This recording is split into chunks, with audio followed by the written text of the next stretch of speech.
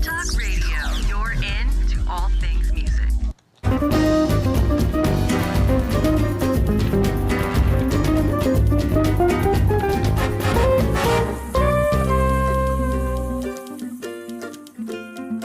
Welcome to Making It with Terry Wollman, the show that explores the secrets, successes, and strategies for making it in the music biz. And now, here's your host, Terry Wollman.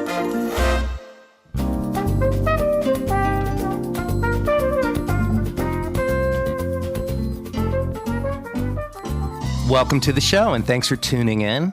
I want to say a quick thank you to my guest on last week's episode, Grammy-nominated platinum-selling artist Dave Koz. If you didn't get to hear it, you can listen to all of our episodes at entertalkradio.com/makingit or download our app and take us with you. Also, be sure to tune in next week to hear my conversation with Academy Award-nominated songwriter, singer, actor Stephen Bishop. I'd like to take a moment to also thank the companies that help me sound my best, whether I'm performing live or in the studio recording and producing music. Blue Microphones, Taylor Guitars, Duesenberg Guitars, Seymour Duncan Pickups, Mesa Boogie Amps, D'Addario Strings and Planet Waves, Motu Digital Performer, IK Multimedia, Fishman Acoustic Amps, and Exotic Effects. So often I get asked questions about the creative process, so I created this show to focus on what it takes to have a lasting career in the ever-changing landscape of the music business. You're really in for a treat, as I've invited my friends, some of the best and brightest in the business, to share their stories on how they have influenced the music that has shaped our lives.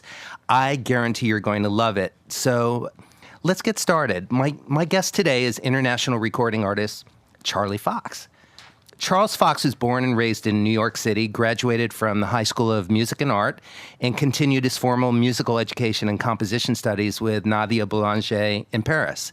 He studied jazz piano with Lenny Tristano and electronic music with Vladimir Ussachevsky at Columbia University.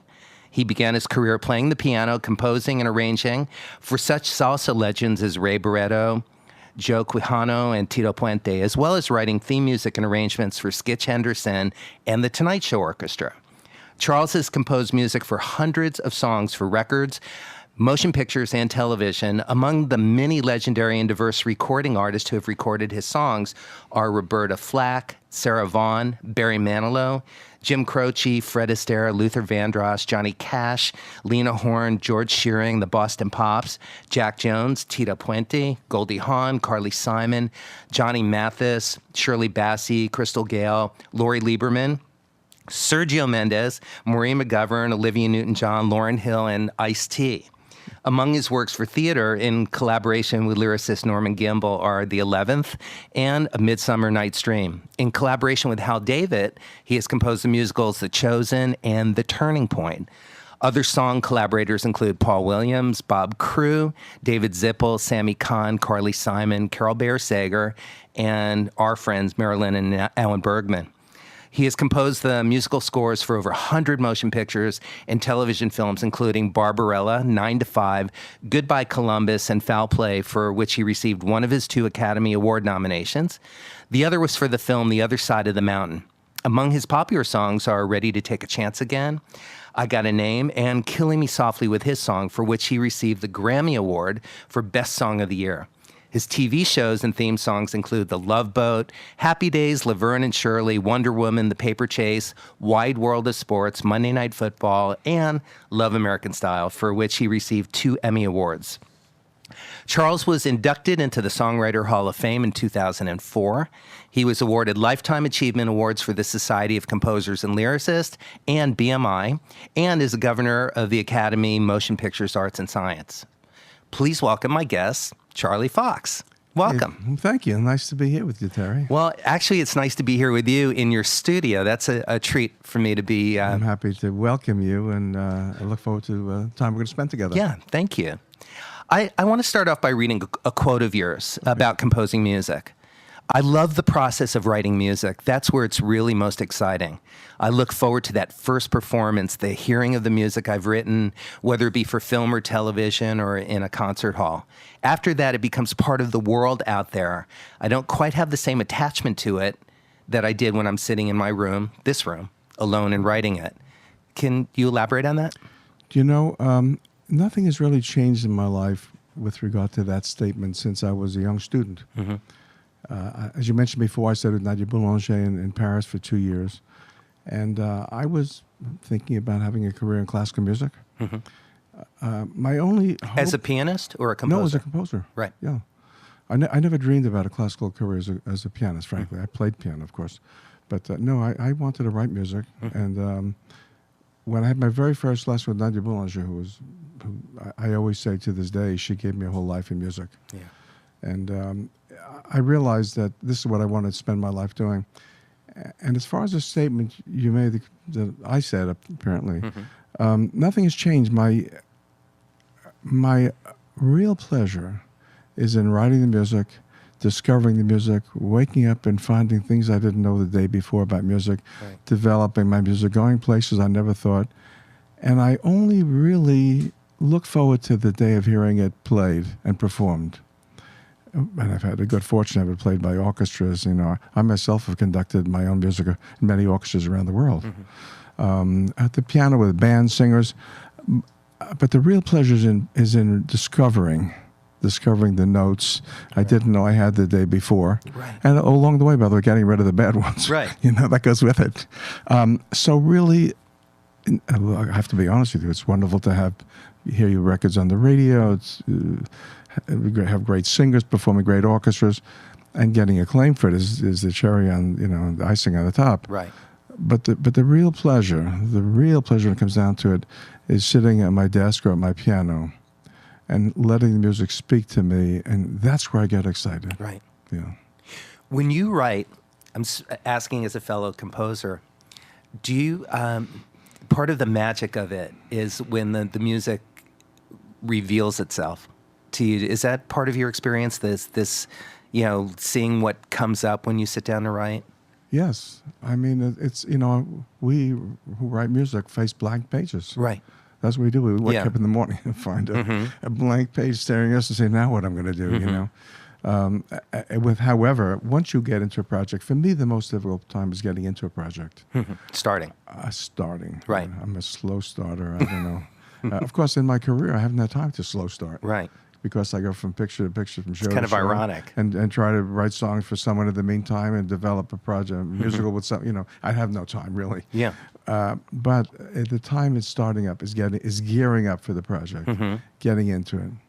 I will tell you that when I wrote my first ballet for the San Francisco Ballet Company called The Song for Dead Warriors, Michael Smion, who was my collaborator all those years in the two ballets I did together, he was the director of the San Francisco Ballet Company and commissioned me to write this ballet. So we're going to do a work for the bicentennial, the United States, and 1976. And he came to me to do something with Americana.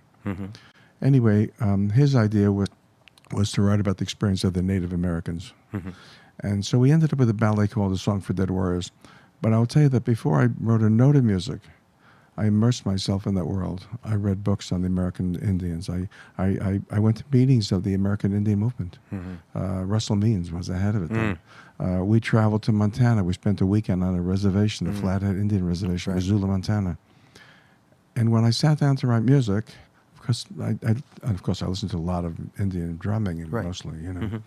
I say Indian drumming, that's like 4 or 5 drummers, each sitting around one drum with one stick and pounding the same beat and singing. It's kind of it's a response, you know, call and response kind of thing.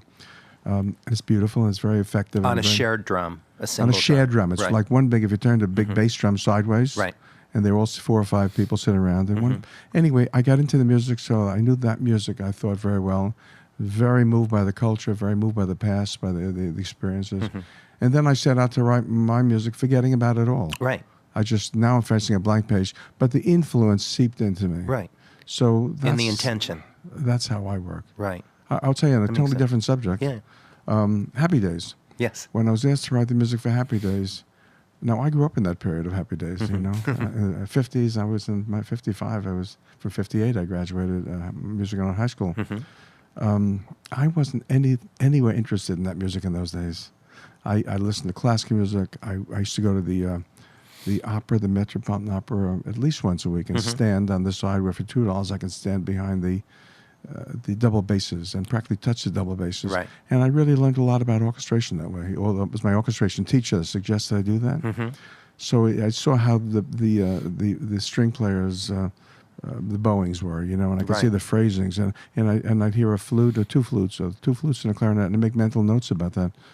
That was my background, and then I found the jazz, and I studied Lenny Tristano, who was one of the great jazz pianists, and then I discovered. I mean, I'm jumping way ahead, I'm sure. It's great. But anyway, so when I came down to getting the job for Happy Days, that was the one music I didn't know.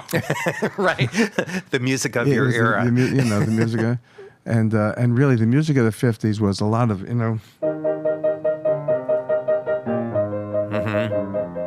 or... Right. Blues. And basically, you almost take all the music of the 50s and put them to those two pots. So when I wrote Happy Days, there was Sunday, Monday, Happy Days.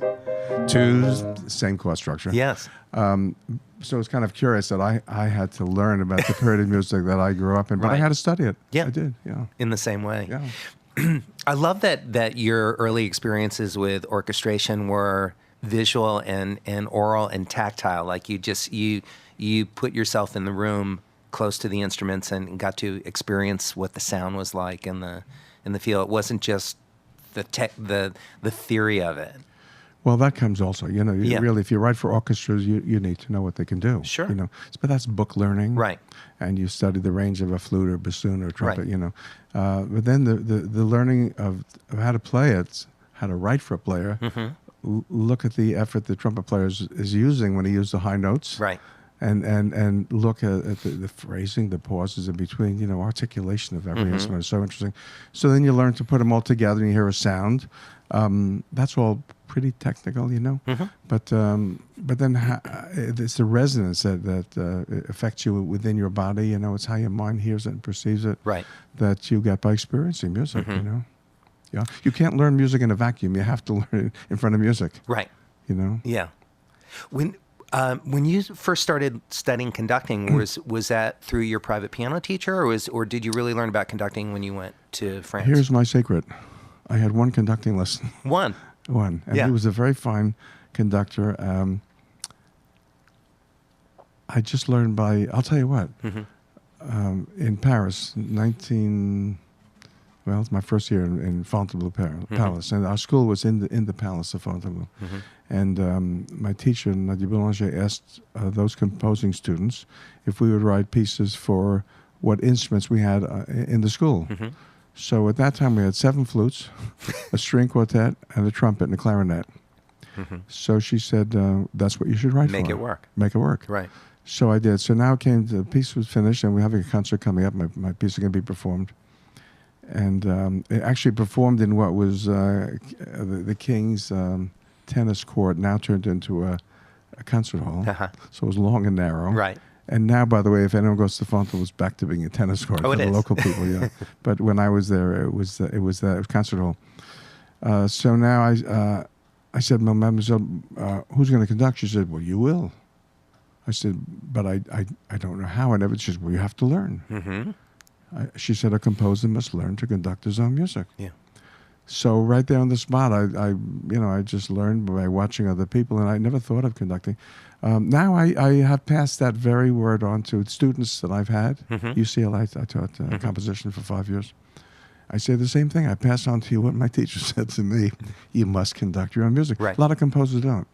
But if you do, now you stand in front of the orchestra, and you have the ability to, first of all, tempos. Yes. Control them, higher, lower, more. How the articulation of the instruments. You become the conductor. So I just learned by doing. Right. And I conducted all my movies, my early movies. And then somehow in the late 70s, I was doing a movie called The Duchess and Darkwater Fox. And I decided I really should take some lessons. So forgive me for not remembering my teacher's name. He came to me to the studio when I was recording 20th Century Fox. He had a big orchestra. And I called him. I said, I could use help. So he came down and he watched me conduct for a day. And he said, I could help you. So he came to my house. I had one lesson, and then he moved to South America to become the conductor of the opera orchestra there. Never saw him again. But that one lesson helped me. I have to Apparently. say. It did. No, it did help Yeah. me. And then, of course, you watch conductors, and if you, Right. and to be honest, when I'm conducting, I've learned how important it is how clear your beat has to be and how you give direction to people. Right. So now I'm quite comfortable in front of an orchestra. Baton or hand, or depending on the Both, music? both, Me yeah. too. Both, yeah. Usually, if you're working with choruses, somehow they respond better to hands, Yeah. And orchestras, although my oratorio that I wrote for the Poland National Opera Company, based on the words of Pope John Paul II that I was asked to write. I was reading about that. Yeah, and so I had a 100-piece orchestra, 100-voice choir, plus 40 children's voices. So that was huge, and of course you have an orchestra. Then you need a baton, You Right. Let's talk. Let's get personal for a second. I want to talk about your family. You met your wife Joan in 1961 while you were playing piano in a Latin band in the Catskill Mountains, and then the two of you got married a year later, right. and you've raised 3 kids. And my question is, did you jump right in and start making a family, or did you wait until your career took off? Oh my God! It's interesting. Looking back, we had through our lean years in New York, to be honest with you. So we didn't wait through lean years for years to improve. We had our first son, not long after. In the second year, we were married. I didn't know where my career was going, to be honest with you, because I was trained as a composer, classical composer. Didn't know what I was going to accomplish, with that. I did play piano with Latin bands. I knew that was not going to be my whole career. Did you ever consider following the path of becoming a studio pianist or a touring player? No, I never did. But you really love playing Latin music. I love playing Latin music, yeah. And I had friends who were musicians who were doing very well, playing at weddings and bar mitzvahs and things like that. I never wanted to do that. Just wasn't. I just didn't like the idea of playing all night, playing the same songs over, Sure. But it's a funny thing about careers. You don't often know where your career is going. Right.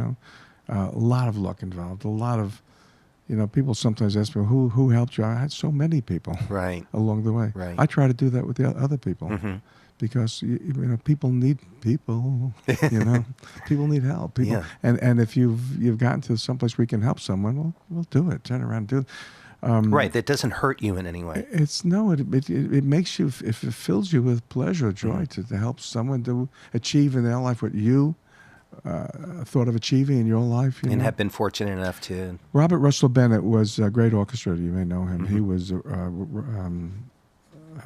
orchestrator for Richard Rogers.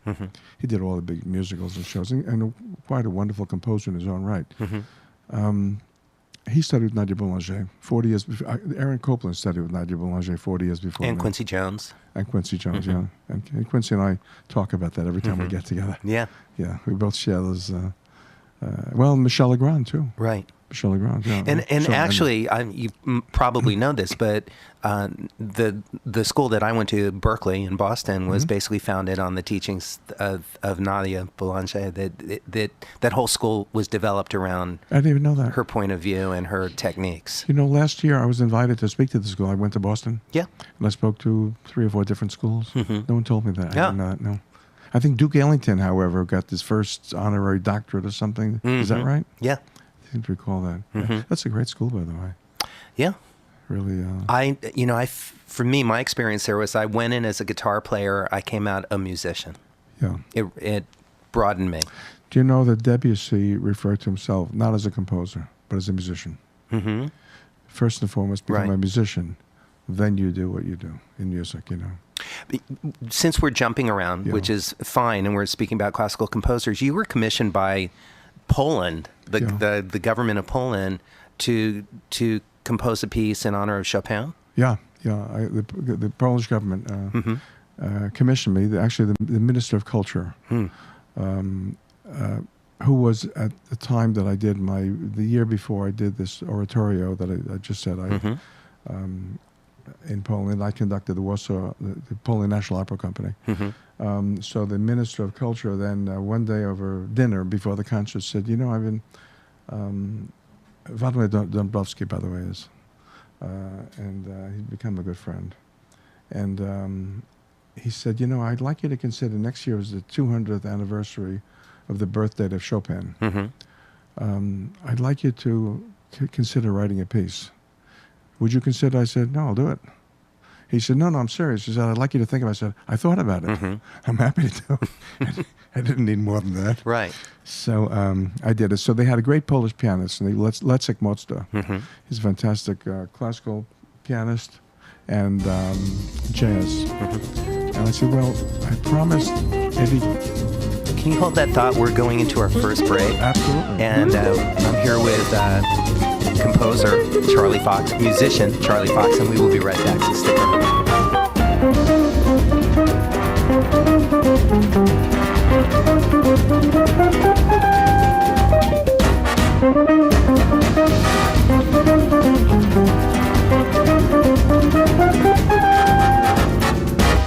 And you're listening to Making It with Terry Wollman.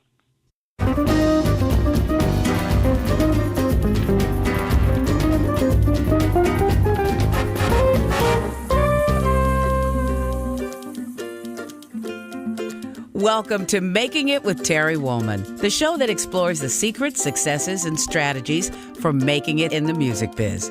And now, here's your host, Terry Wollman.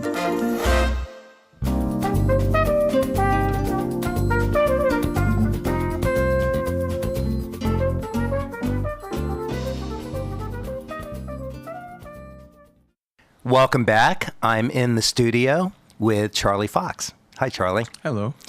We were just in the middle of a story that I want to get back to. Oh, good. So it was Waldemar Dąbrowski, who was the Minister of Culture, also the head of the opera in Poland. And he was in charge of the 200th anniversary celebrations of Chopin. So on behalf of the government, he asked me to write a piece honoring the Chopin's birth, which was, of course, a great honor. And, to be played by a great Polish pianist, Leszek Mocta, who is very well known in Europe and perhaps even here as well. I mean, he's a fantastic classical and jazz pianist. But I'd always promised a piece to Eddie Daniels, who's a fantastic clarinetist, maybe the world's greatest jazz clarinetist, but also great classical. So I told him I'd like to write for the piano, but I'd like to add the clarinet, so it's not just too much in the footsteps of Chopin, so I can bring my own voice to it, you know. Although certainly it was somewhat influenced And by, inspired by. Inspired by Chopin, yeah. With an orchestra. So we had the Akusa Chamber Orchestra. And we did this in Gdańsk, Poland, and it was the 30th anniversary of Solidarity. Lech Walesa was there, you know. We had 22,000 people standing in the area where Solidarity movement was. 22,000. 22,000 people, Right. yeah, standing. And that's quite a sight when you get on the stage and see 20 people packed in together. Yeah. Anyway, Marcus Miller performed on another stage with also Leszek Mocta, but we did this piece. And, you know, it was a fantastic honor to be there in Poland doing that. That's what came to mind when I read that story, was what an honor to be asked to do that. Yeah. My father was born in Poland. And actually we've been back to visit his town of his birth and all that. I actually met with the mayor who wanted me to come back and speak to the students. How nice. It's nice to make contact with people around the world, you know. It is. That's one of the most wonderful things about being an artist. It is. You know, we're truly blessed that way because we get, first of all, as musicians, we get to communicate with what we know how to do, which is music. And music really, you know, it's not a cliche. Music really is the international language, you know. Yeah. I mean, I've stood in front of orchestras in countries I don't speak the language, you know, Japan and Poland and many countries, even Israel, where I don't speak the language. But music is the language, you know, and also you don't remember from being bar mitzvah Hebrew?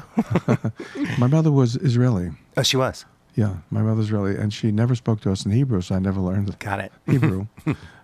She spoke to our sister, and that's to tell secrets, so we wouldn't know what was going on. Our family too in Yiddish, and they never taught us Yiddish. Well, my father spoke to me in Yiddish. He did. from time to time when he had something important to say. He said in Yiddish. So Yiddish, I've understood. Yeah. But so you're saying music being the international language, even if you don't speak the language, as soon as you put the baton down. We have notes on paper. We on score paper we write how we want those notes played, what the bowing is. It's piano, it's forte, it's mezzo forte. It's Italian is the universal language of music, as you know. And the only time I couldn't actually communicate with notes was in Budapest. Every other country I've worked in, do re mi fa sol la si do, and you can say do mi French. Actually, to this day, I'll tell you this. I still carry this with me. When I write notes on paper, I say them in their French terms. You do. Do dièse, mi bémol, fa bécard. I write as I write them. I think. Right. I don't you know. Hear it. I just keep it with me. Yes. From my student days. Yeah. Yeah. That's the little conceit I have. But the one place I couldn't communicate with an orchestra, in terms of musical notation, was in Budapest. Where they have their own. It's not do re mi fa sol la si do. It's right. fa fi vi ges gus. I can't repeat it, but I had a whole list in front of me, and of course I have translators also. So music is great that way, I'll tell you another cute story. I was in Venezuela once. There was a big music festival, and Norman Gimbel and I were there, invited to write a song, and. There was a big orchestra, big pop orchestra, like maybe 50 or some musicians or something, and it was on the opera stage, and the musicians were kind of layered up in the air, And when you stand in front of an orchestra, you don't recognize individual people. It could be your best friend. You're not going to notice. You see a sea of violins. Right. So I started to conduct. There was a translator. I don't speak Spanish. The translator and the band wasn't with me, so I asked them to stop. And I asked the translator, could you tell them we're going to begin again? Again, they weren't with me. So now he leans over to me, and I stop it again. He says, you have to excuse our drummer. He's way up there, and he doesn't see very well. So now I look up in the air, and I see a drummer who looks familiar to me. He looks like a guy that I played in the band with many years before with Randy Carlos's band. Where he played timbales. And now it turns out he's the big jazz drummer in Venezuela. So I look up in the air and I said, Frankie? And he takes off his glasses and he looks and says, Charlie? Charlie? And he comes running down all the stairs. He gives me a big hug. And then he turns around and says, I don't know what he said in Spanish, but he yelled it out, and they never played so beautifully before. They were right with me the whole time. I made the connection. Right. It's definitely nice to have somebody on your team. Absolutely. I started to tell you before, by the way, if I may go back to a story about people helping people. Yes. So Robert Russell Bennett was one of the great orchestrators, a great composer, and studied Boulanger as I did. I called him when I was beginning of my career and didn't know which way my career is going. I didn't really, now we have a wife and a child, and I'm playing in bands and not earning enough money really, and writing arrangements. And I wasn't a songwriter. I never thought of myself as a songwriter, to be honest. Oh, I'm surprised. Never thought of it. No, I didn't. I came to songwriting quite by accident. But I wrote Latin songs, for those bands. And my earliest songs actually were in Spanish. I work with Spanish lyricists, and that music came easy to me. Right, and you made a charanga album. I did. In your I was early 22 career. years old. I had my first Latin album, all Spanish songs. Johnny Pacheco, the great flute player, played for me. I had some of the guys from Tito Puente's band, and actually, if you want to know, that record was re-released a few years ago. No kidding. And I still hear from people. I had an interview the other day from Colombia. They still play it on the radio. Beautiful. Colombia, the country. Anyway, so I called Robert Russell Bennett, and I said, I'm such and such. And he said, well, why don't you come down and see me? So I went to his office, and he was really nice. He said, well, what can you show me that you've written in pop music that I could recommend you? I said, really nothing. I'd written Latin songs. I said, but I'll write something. So I wrote like a theater suite in the style of West Side Story, which to me was as close as I was going to get to Latin. or the pop world, even, Right. Even though it's far from that. Yes. But I wasn't into pop songs or pop arrangements. I didn't know a thing about rock and roll music, not a thing. So I wrote this theater suite, and I fully orchestrated, and I brought it back about a week later. And I guess he was impressed, and he offered to help me. So he said, let me see what I can do, and I'll call you back. And within a couple of weeks, he called me back, and he said, I have two possibilities for you. This is strange. I didn't know him. Just reached out for me. He said, there's a school, I think it's in Vermont, Bennington. I think it was a girls' school. And he said, It is, you could be the composer in residence and assistant teacher. Or I spoke to Skitch Henderson, who's a well-known band leader, composer, you know. Original Tonight Show. This was just before the Tonight Show. Before the Tonight Show, Tonight right? Show. He said, Skitch is willing to meet with you. So I said, well, I never thought of myself as a teacher. I just come back from Paris studying with the most extraordinary teacher. Right. So I said, Skitch would be great, thank you. So he introduced this guy. I went to Skitch's house. He was really nice to me, and he started using me as an orchestrator. Arranger, if I did a piece of music, he'd put into a film, you know. Sometimes if he needed an extra pianist in the recording session, he'd ask me, I'd play a keyboard for him or something. He really kind of took me under his wing, really. So how nice is that? These are all strangers, It's right? beautiful. So then when the Tonight Show started, he got the job as the musical director, as you know.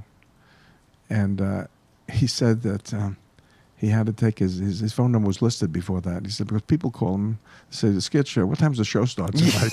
You know? He said he had a listed number. So he had his own recording studio called Studio 3 at 57th Street, 3rd Avenue. And that's where I made some of my early records at that studio. As an engineer named David Saucer. That's where I made my Charanga record for the first time. And I started to, so then when Skitch would, was doing the show, every now and then he'd do a piano solo with the band behind him, and he'd ask me to do that arrangement. Right. And then he asked me to write some station break material, not the main theme. Bumper. Station break.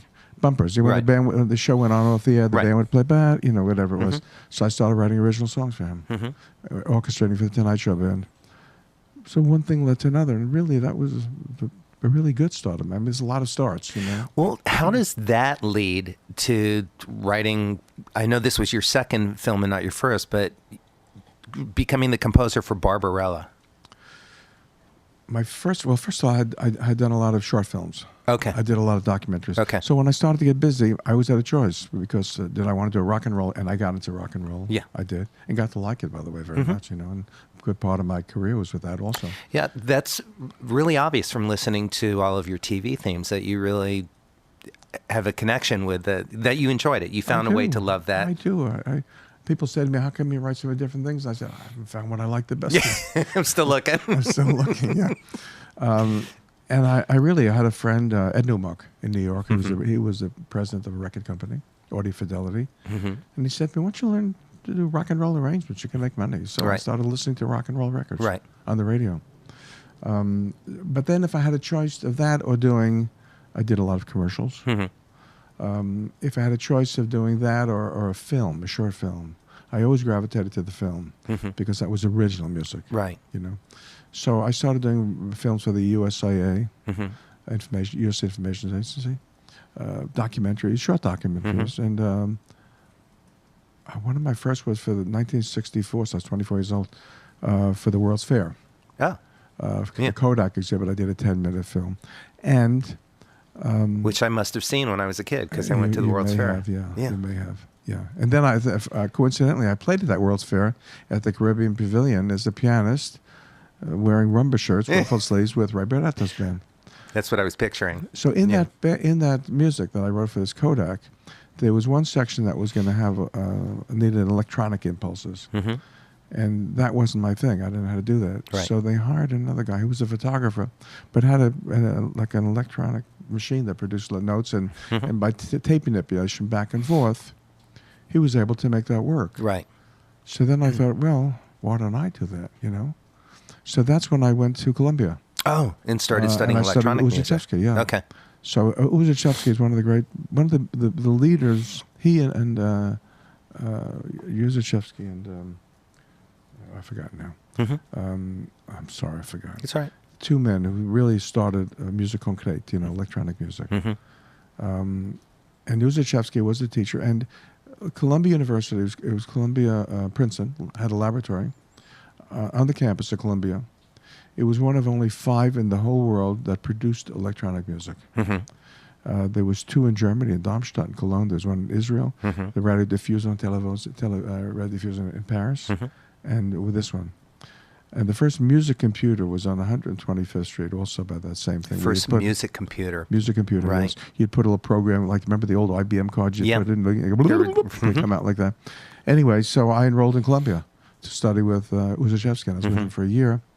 And I won't go through that whole process, but there was no synthesizer invented yet. Yeah. So this was all, you record sounds from electronic generators.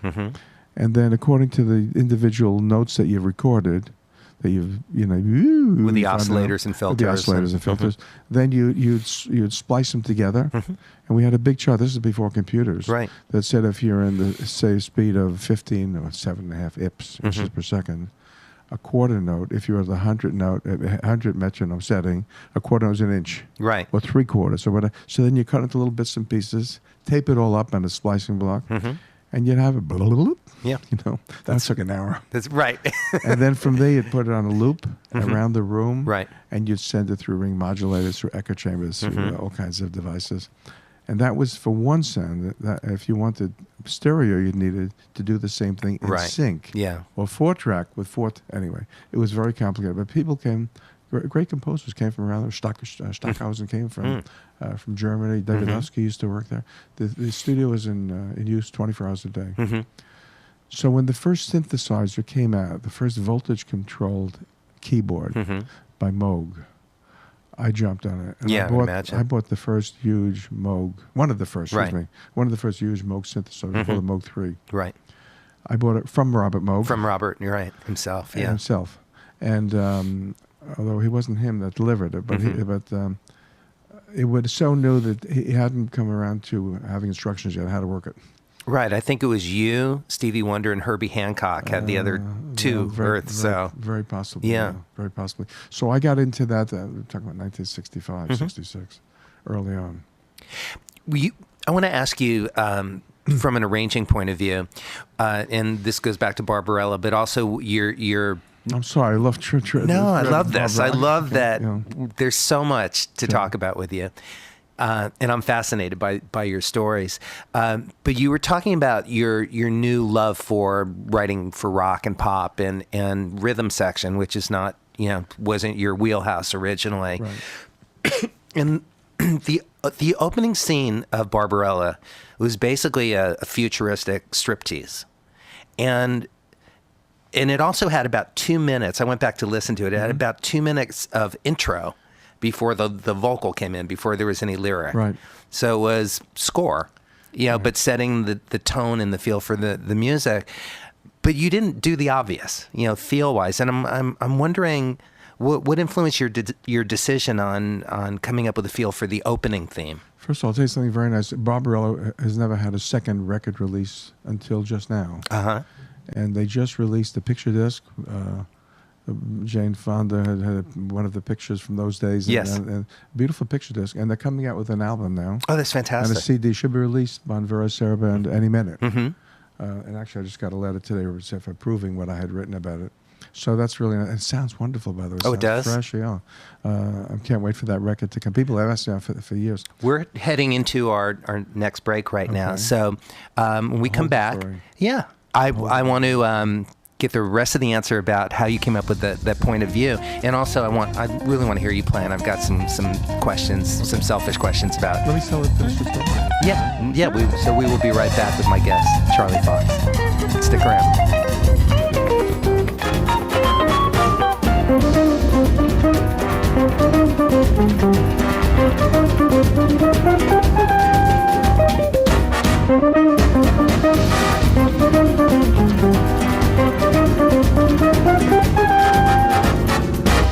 Hey everybody, this is Phil Perry. Stay tuned for another portion of Making It with Terry Hi, Wollman. this is Tim Dolbear, host of Sound Experience here on Intertalk Radio. And Source Connect by Source Element is the essential tool that we use to link between my studio in Austin, Texas, and the WS radio station in San Diego. Now, with Source Connect, not only can we communicate in real time and with HD audio, but it's synced up and is of a high enough quality that I can use it for real-time ADR work, remote recording, and overdubbing, and it even allows me to remotely control a DAW. Source Connect by Source Element. Affordable, high-quality audio and video connection over the internet for all of your production needs. You know what's all around you every waking moment of your life?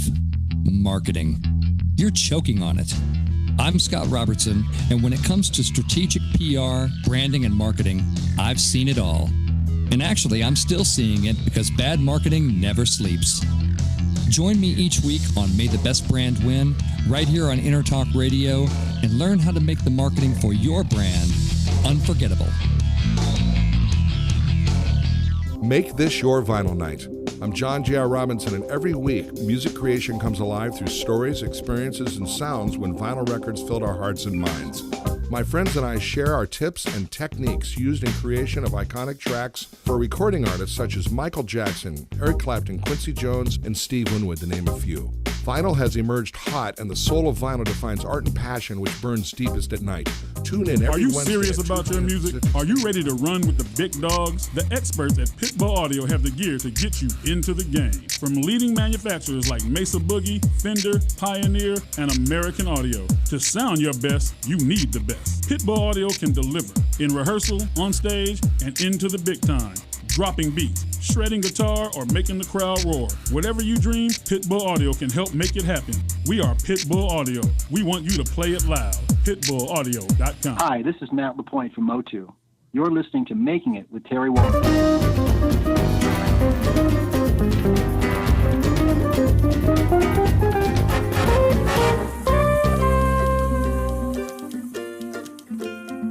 Welcome to Making It with Terry Wollman, the show that explores the secrets, successes, and strategies for making it in the music biz.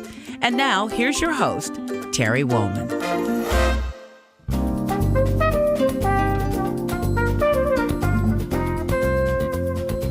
Welcome back. I'm here in the studio with Charlie Fox, and I'm having so much fun talking with you. Thanks again for inviting me. I'm enjoying it. Thank you. Yeah.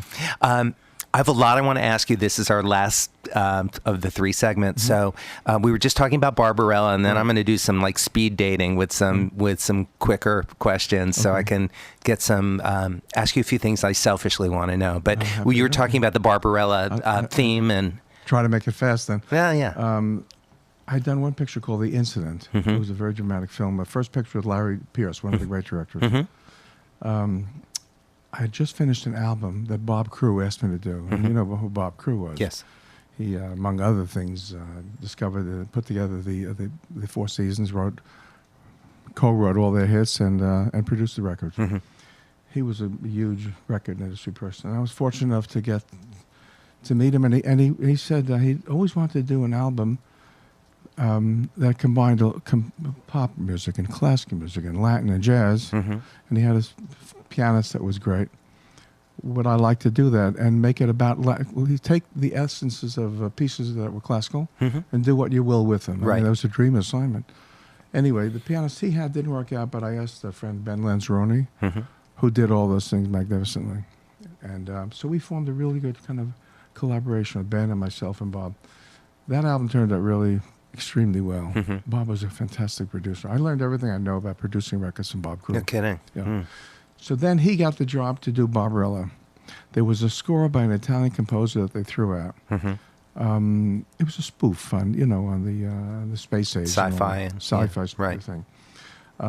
He did because his record company was involved with DOT, which was Paramount Pictures. So he took the job. He was a songwriter. But we had just worked together. It involved a big orchestra. I had just finished my first picture. Right. What I was not was a songwriter. So he wanted to do about 5 or 6 new songs. And he said, he hired me to score the picture and said, you and I'll write the songs. I said, okay. And that was it. So right, you were smart enough to say yes to that. I've said this many times. I never got anywhere in my life by saying no. It's only yes that leads to something. Yes, I would agree with it's that. It's easy to say no, but it's better to say yes, you know. So I said, sure. So then he rented a house out in Southampton. It was actually Edward Albee's house for the summer. Right. And I would start to go back and forth working. And eventually, my son, Robbie at that time, was small, and my wife, we moved out for the summer. And we wrote all the Barbarella songs. And then I came back and I did the score after. So that opening of that show, first of all, you know, as a composer, you follow the picture. Right. So the film dictates what you need to do to convey a mood. Right. I will tell you that, and maybe young composers listening to this might wonder, no director has ever told me what I should write. Yeah, that's been remarkable. I read a quote of you saying that, and that's kind of unique. I've done 100 pictures. Yes. No director ever said, here's what I'd like you to write. And if they did, you have to interpret that. Right. I could tell you that with The Love Boat. Aaron Spelling asked me to write something like the beginning of Murder on the Orient Express. And I said, well, that's a waltz. He said, that's what I want, something like that. You can show the excitement of the train ticket. Right. And I wrote a disco called Love Boat. Right. You know, he said, great. Right. You know. So you're not very good at taking direction, is that right? No, but yes, I do. I believe me. No, of course you are. Directors and producers, I listen to what they say. Yeah. But in the end, they rely on me to bring out what I think, or get someone else. Right. You know. Yeah, I say me. I mean the composer. They rely on the composer. But you do listen. You take it all in, and then you do what feels right. You do what you feel you should do. Yeah. You know? And never shy away from what you think is the right way to go. Right. Even though, I'll just say this again to young composers, even though you may be nervous, it's not going to sound good, not going to work, go with your instincts. Right. You know? So Barbarella had an opening with Jane Fonda stripping in space, basically. Right. And some letters came flying in space. It was very innovative for the time. It was. And so I didn't begin the song until the letters started flying out. Right. So it's all intro, and I didn't play sci-fi music at all, you know, although we used electronic equipment. Right. I had a big orchestra, and I gave it a rhythmic beat, like a pop beat. Right. We had this group called the Glitter House that sang it. Bob Crew produced it. We wrote all the songs together. Right. So now I'll tell you the last little thing about this was on this. We finished the picture. Very happy collaboration. The picture became a big hit. When I moved out to California, my next picture called Goodbye Columbus. A big picture of Barbarella, poster on a wall, the Paramount pictures with my name on it. You know, really kind of thing makes you feel very welcome, you know, Sure as a does. young composer. Yeah. So, although you were a young composer. I was 26. So then they needed Jane to hum along with our title song. It's been shot while as an overdub while she's stripping in space. Right. So I had not the unhappy experience of going to France to teach Jane Fonda how to sing the song. Fantastic. Yeah. So Vadim and the director, Roger Vadim, and Jane had a house in the countryside, had a little farmhouse. So they sent a car for me, and I went there, and I was with them for the weekend, you know. And I taught her how to sing. She was pregnant with her daughter at that time. She was very lovely, very welcoming. So was Vadim. That's great. So that was a pretty good gig, as you said. Yeah, I would say so. That was my job to teach her how to hum my song. Would you? Thanks for answering that question. Would you indulge me and play a couple of your TV themes and TV themes? Yeah. Okay, this is this is my first one that I did in California. I did the pilot after I did Goodbye Columbus. They asked me to stay around for a pilot of a new show they thought could work, and it was on the air for a number of years, and it went, love, love, love, love, love, love, love, love, American style, truer than the red, white, and blue. Love, American style, that's me and you. And on a star-spangled night, my love, you can rest your head on my shoulder, while by the dawn's early light, my love, I will defend your right to try. Love, American style, that's me and you. Beautiful.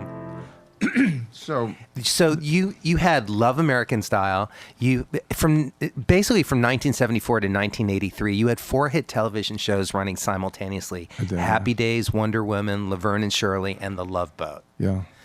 I want to play a couple of little samples of those, and then I have a question for you. Happy Days was originally Paramount. ABC loved Love American Song because there were 3 short segments, each with its own beginning, middle, Right, and end. yeah. So they would put pilots into their episodes. One of the pilots was Love in the Happy Days, and they didn't think the world was ready for the 50s yet. Right. So it wasn't until American Graffiti came out that it was a big hit that they decided to pull it out. And with Ron Howard, who was in the... anyway, so that was Sunday, Monday, happy days. Tuesday, Wednesday, happy days. Thursday, Friday, happy days. Saturday, what a day. Rocking all week with you. These days are ours, happy and free. These happy days are yours and mine. These happy days are yours and mine. Happy days. And then one day they brought in 2 girls as love interests for the Fonz and Richie. Right. And their names were Laverne and Shirley. And they got such response from people writing in and calling in. They decided, let's do a Gary Marshall, the genius, you know. Dear Gary, who passed away recently. Yes. He was a comedy genius, a wonderful, wonderful man. And a good friend to a lot of people. Yes. He's talking about people who helped people. Right. This was a remarkable man. So he put together a quick pilot. It wasn't even a pilot. It was just a little presentation. But they always believed, which you don't see now, they believed him and Eddie Milks and Tom Miller, who were the producers, that you do a proper main title. Right. It looks like a new show. It sounds like a new show. Sounds like now they don't even do that. You know, you turn on television series, there's no main titles. It's 10 seconds. It's not melodically driven or thematically driven. So not knowing much about the people we wrote, give us any chance, we'll take it. Read us any rule, we'll break it. We're gonna make our dreams come true. Doing it our way, there is nothing we won't try. Never heard the word impossible this time. There's no stopping us. We're gonna do it on your markets. And then I wrote a song that was Wonder Woman, Wonder Woman. All the world is waiting for you, and the promise you can rest in your satin tights, fighting for your rights, and the old red, white, and blue.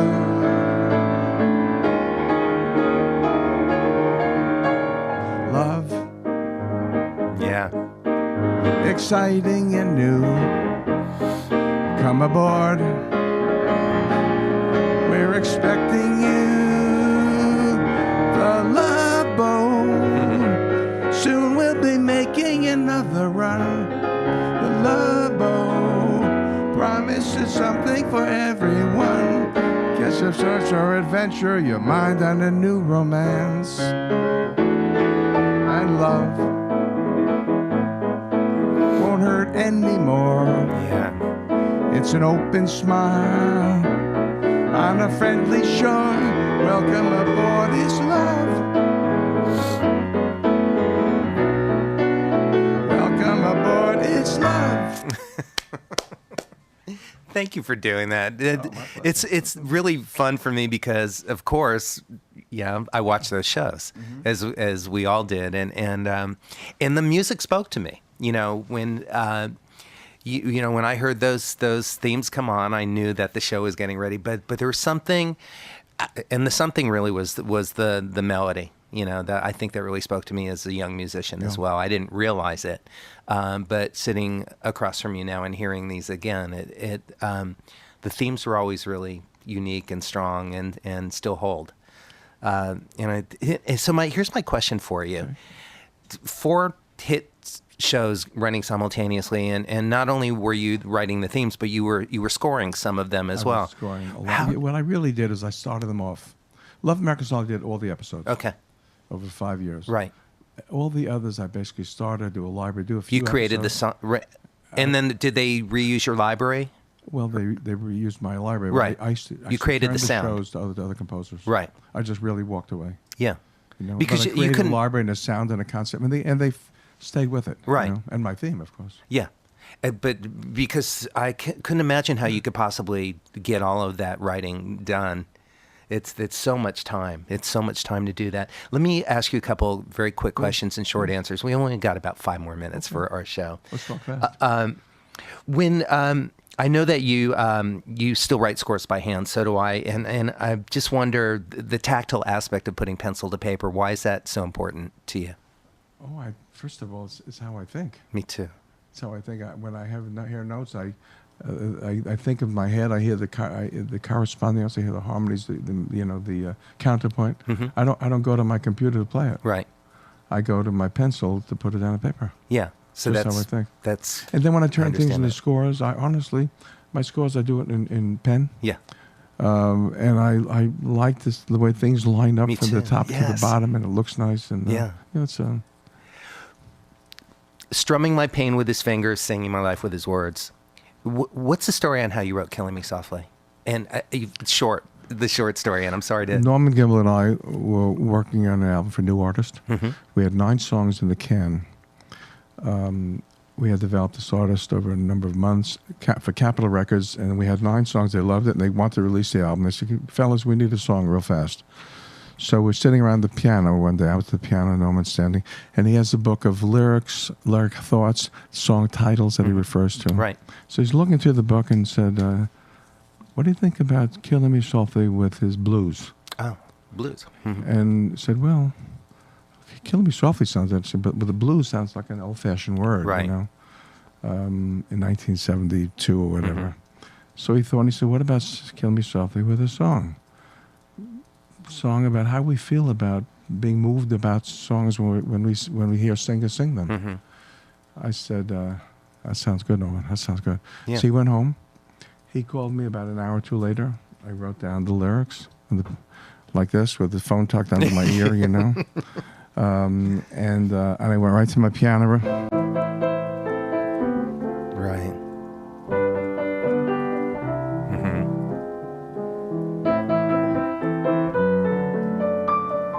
Yeah.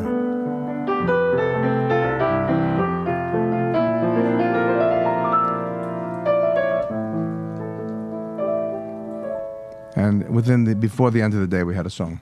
So that's just one thing that came that quickly. By the way, they don't all come that quickly. Yes. You know. I can sometimes work for weeks on a song. I've 2 more questions for you, and it's so frustrating to keep it short, but you also wrote the score for 1977. Actually, you worked on a score called 100 Voices, A Journey Home, a documentary with our friend Danny Gold and Matthew Asner. Right. You went to Europe to do that? We went together. Yeah. We toured.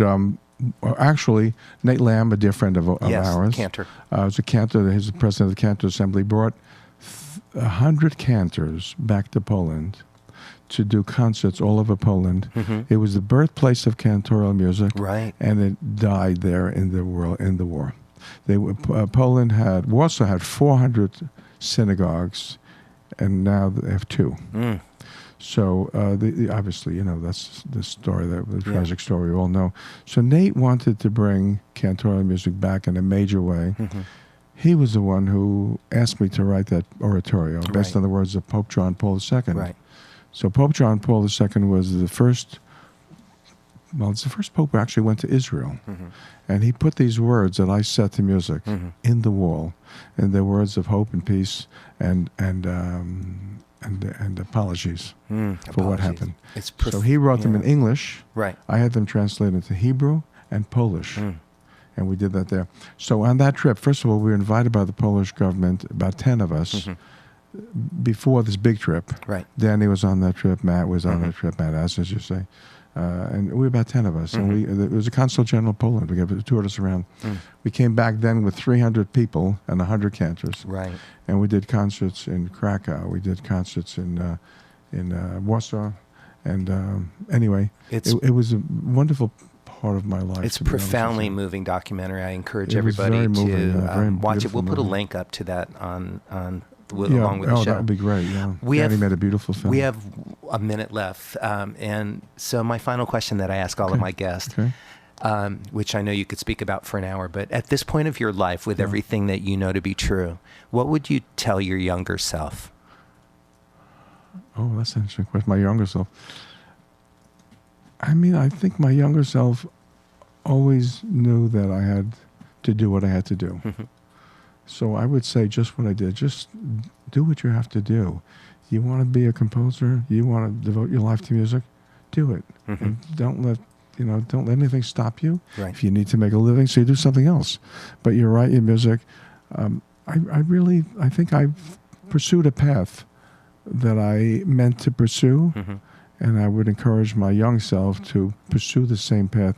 And by the way, I encourage every young person to do that. You have a dream, you have a notion, you have a thought of something you want to do. You can picture yourself being a, whatever it is, a composer or a politician or a lawyer or a doctor.